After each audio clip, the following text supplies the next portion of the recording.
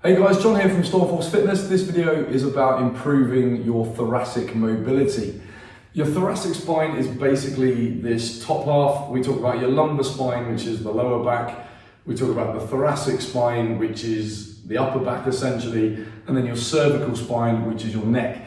A lot of people spend their life sat like this, hunched over their phones, hunched over their computer, and as a result, this area gets very, very locked up. And even in day-to-day life, what we then get is pain in the neck here because we have to do that with our head to be able to see forward.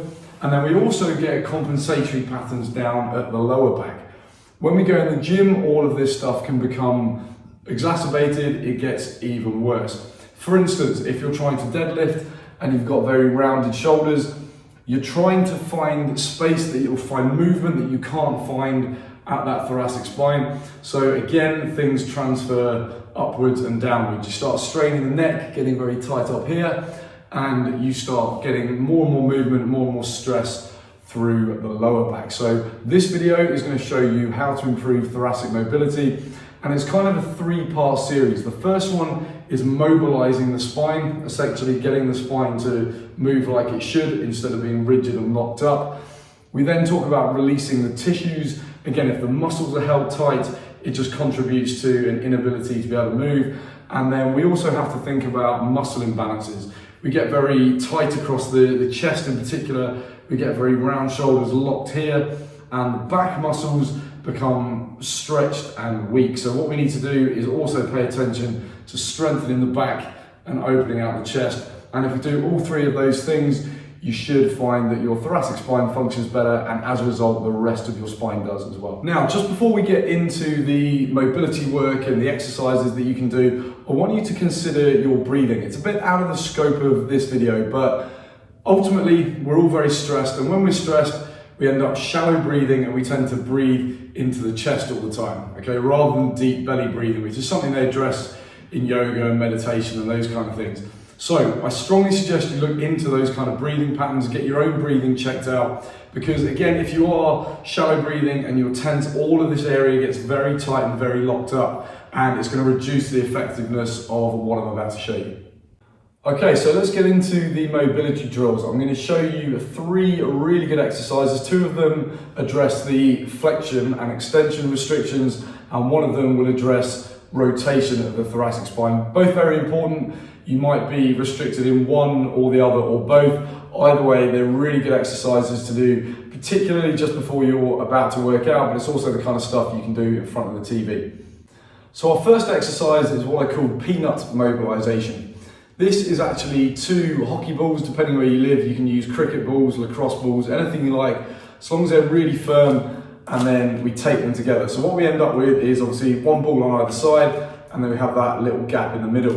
And this can serve two purposes. It helps us with the flexion extension, but it also will give us a bit of a massage and help release off any tight tissues on the back there. So we're going to take our magic peanut, we're going to place it on the floor, and then we're going to start from about the middle back area. And I'm just going to get in, make sure we've got one ball on either side of the spine, and then from there, you're just going to move yourself around gently. And then we're going to give ourselves a hug and gently mobilize around the ball. So you see I'm not moving particularly far, and the key thing is this is locked down. There's not much point doing it if I'm arching my lower back.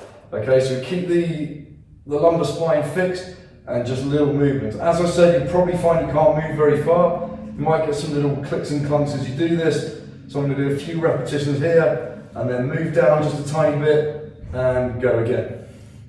Okay, so you can work up and down that thoracic spine, get into the tight areas, and make sure you're just mobilizing and essentially bending yourself around the ball. But as I said, it's really important that you keep the lower back, the lumbar spine fixed, so you're not compensating, which is ultimately one of the problems to start with. Okay, our next exercise is really stolen from yoga. It's what they call the CatCow. Really good for mobilizing the whole of the spine and also starting to link with the breath as I spoke about. So what we're going to do here is start on all fours. Shoulders above the hands, hips above the knees. From here we're going to inhale and go into the cat stretch. So you've probably seen a cat stretching in the morning. So I'm inhaling, pushing the shoulders up to the ceiling, and then exhaling and going the other way. Again, I don't need to force the stretch, just mobilizing. So inhale,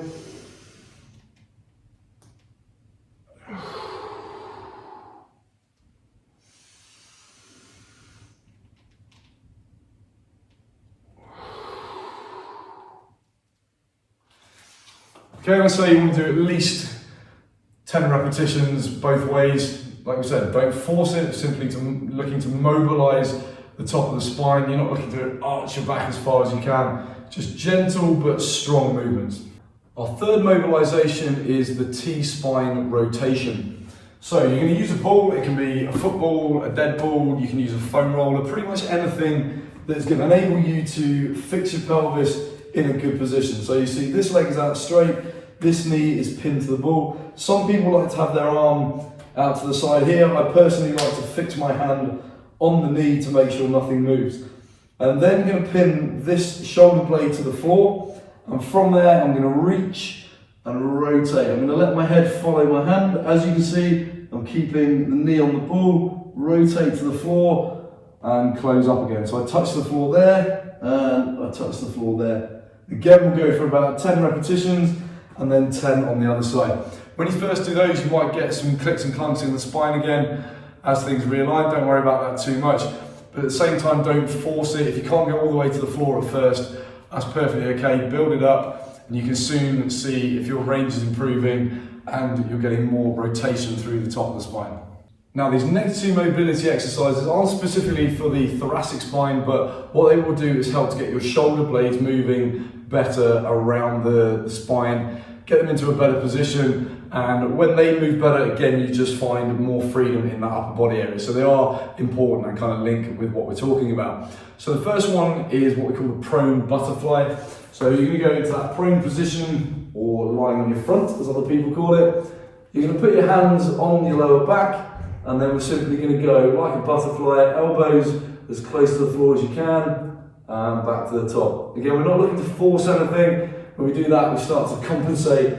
Remember what we said, we're trying to fix the lower back and create movement around the thoracic spine up at the top. So again, you can go with feel with this, 10 to 20 repetitions, focusing on the range. The second one is what I call the finger draw. So this time you're going to start in the same position and you're going to put your hands on your butt to start with. You're going to draw your fingers up your back as high as you can go. And then you're going to draw them into the armpit and reach out until your arms are straight and then come back down. So the challenge here is not to touch the floor. Okay, so you might not be able to manage that at first, but that is effectively the aim. And we're just, again, getting those shoulders moving in all sorts of different angles. So like I said, those two are good to add to this routine, even though they're not specifically for that thoracic spine. Okay, now that we've looked specifically at joint mobility and kind of cracking the joints open a little bit more, we can look at some traditional stretching which will help balance out that poor posture. So the two things we're trying to do is release the chest, open out the front here that gets very tight when we're slouched over, and also release the lats, what we call the sort of pull-up muscles. Again, if those are tight, we get that sort of rounded posture. So the first one I like for the chest stretch is 2 chairs, forearms on the chair, and we're simply going to allow gravity to drop us towards the floor, and you'll feel that stretch across the chest and the front of the shoulders. We can also use the contract relax method, so I'm going to contract my muscles hard, pushing into the chair with my forearms, take a breath in, and relax. You can see I can drop a little bit lower. And I can do that 4 or 5 times until I get to a point where I can't go any further, and that's where I'll hold for 20 or 30 seconds. That will be my ultimate range for the day, and as time goes on, you'll find that you can go lower and lower. Next up, we have the lat stretch. So there's many different ways to stretch the lats, but the most simple for the average person is one that you can do with a chair, a sofa, a windowsill, or simply the floor. So we're going to get into this posture, sitting back and reaching forward.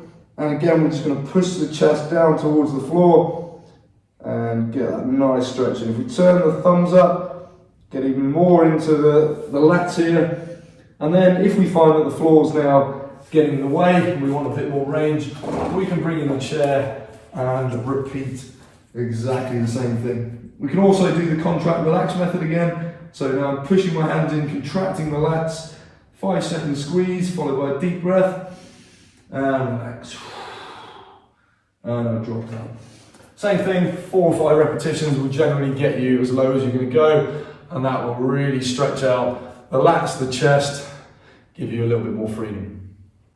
Now that you've done your mobility work and you've done your flexibility work there to open things up, the next thing we need to think about is trying to strengthen these rhomboid muscles, in particular those upper back muscles that get stretched and weak, and also the back of the shoulders to improve that postural position. So again, there's many exercises that you can do, but 2 of my favorites. First of all is the band pull aparts. You need a pretty easy band or light band. You shouldn't be kind of straining and that's not the point of the exercise. You want a band where you can simply keep your arms locked out, and we're going to squeeze the shoulder blades together, bring that band pretty much to the chest and control back out. I like to go about 90% of the way, so there's still tension in the right areas, and 8 to 10 reps of this and you're going to start feeling those upper back muscles. So from the side it looks something like that. Okay, so I'm keeping my head still, not poking forward or swinging about. Again, the lower back is fixed, and I'm just making sure I'm working into the right areas. So choose your band accordingly. As I said, make sure it's not supposed to be a straining exercise. You're not going for a maximum, anything like that. It should be a band that you can get 8 to 10 really good reps with and know you're hitting the right spots. And your second exercise is what I call the row and rotate. So we're going to get into pretty much everything in the upper back and rear shoulders. All you need is your band again, a strong door handle, make sure it's not going anywhere. I like a single leg stance so I can fix myself down and it stops me arching my back. So I'm going to lock down, I'm going to row, and I'm going to rotate. I like to imagine I'm putting the band on top of my head, and then again I rotate and reverse the movement. So 4 stages, 1, 2, 3, 4. Nice and controlled. Again, we want absolutely no compensation, so we're really working into the upper back there, and then the back of the shoulders, getting that rotation. Again, 8 to 10 reps. If you start to lose form, stop it before then. So there you have it, the 3 stages to improve thoracic mobility: the mobility side, the flexibility side, and the strengthening side. You won't necessarily need all of those. You might prefer some and find others give you not so much benefit. The best thing is try them all, do it all. You can't really do too much of that stuff, and soon enough you'll be moving a lot better, and it will carry on to your strength work as well. It will improve your posture on deadlifts, on squats, on overhead pressing. So pain-free during the day, less tension through the neck, and more effective workouts. Perfect.